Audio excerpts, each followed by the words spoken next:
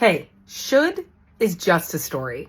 And we've all been there, right? We've been in a place where we are shoulding ourselves. Ugh, I should get off the couch to go for a walk. I should apply for this job, even though it doesn't really sound that great.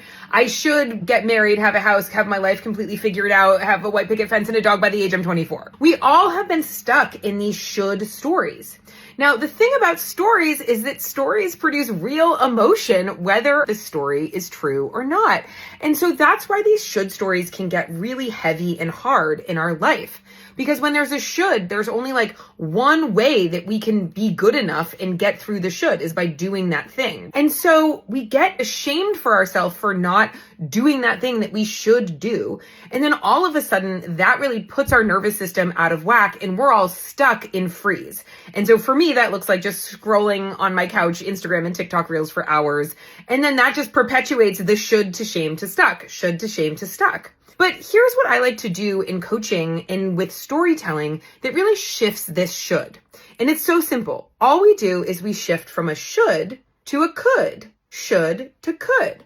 So what that does is all of a sudden from just the should, one path is the right path, we now are like could, like there's so many more paths available to us. And the next step of this is getting curious.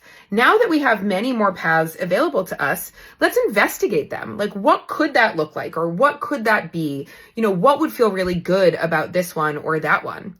And then lastly, we're not going to get stuck again. We're just going to make an empowered choice based on what we found in our curiosity. And so that choice starts moving us forward. So for example, for me, when I get stuck on my couch thinking, God, I should go for a walk, I get curious and I say, how is my body feeling right now? I am a little tired. Ooh, the weather looks sort of shitty out. It's getting dark.